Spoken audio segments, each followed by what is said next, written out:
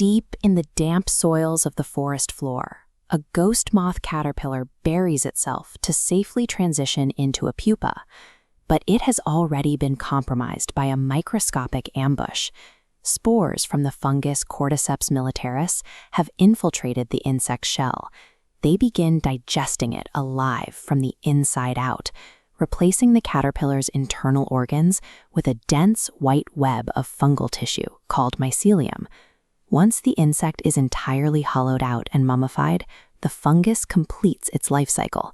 It creates a fruiting body, bursting directly through the head of the corpse to release its own spores into the air. Cordyceps militaris ignores the usual fungal diet of decaying wood and dead leaves. It operates as a highly specialized obligate apex predator of the insect world. Despite its gruesome origins, humans have prized this specific parasite for centuries.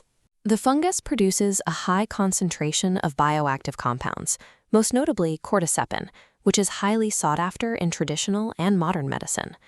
Historically, acquiring this medicine meant scouring the damp floors of high-altitude forests entirely by hand. Harvesters had to physically dig through the dirt to find individual, mummified bugs. Wild collection is an incredibly slow, unpredictable process. Ripping up the forest floor damages the delicate local ecology, and it yields nowhere near enough raw material to meet global pharmaceutical demand.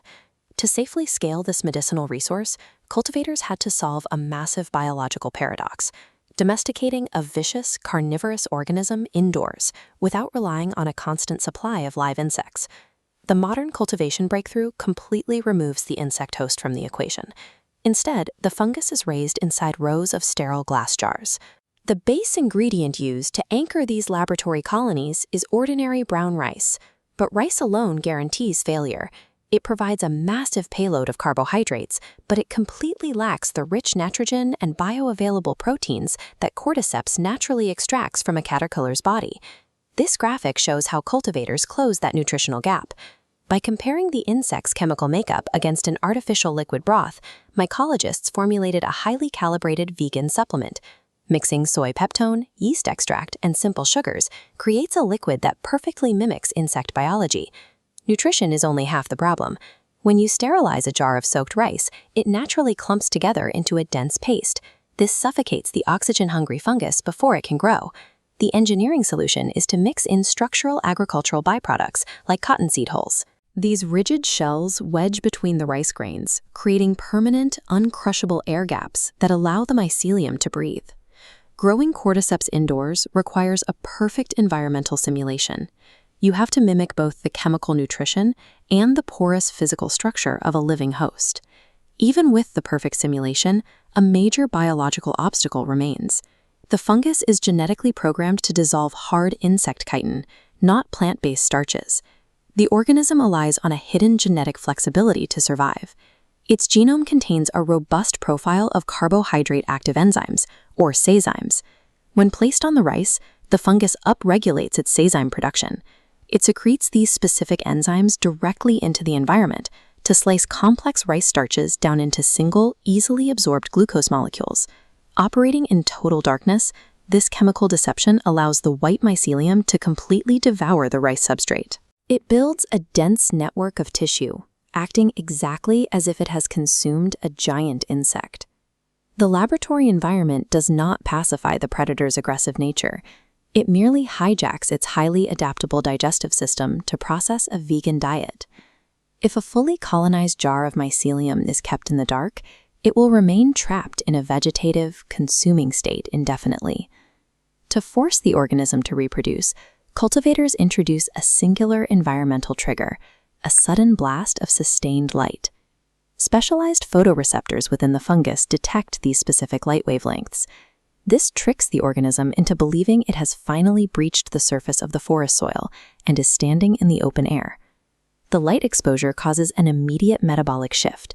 The fungus massively synthesizes water-soluble carotenoids, which act as a radiation shield to protect its DNA. This chemical reaction turns the entire organism a vibrant, glowing orange.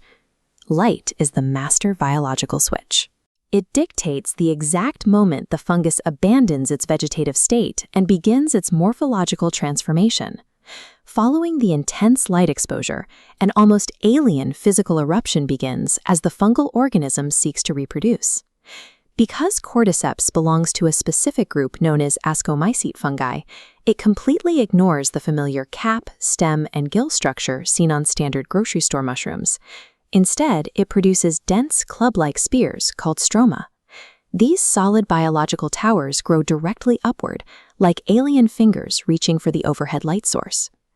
To release its spores, it uses microscopic flask-shaped cavities embedded directly into the rough surface of these orange spheres. As the cavities mature, pressure builds until the spores are forcefully ejected.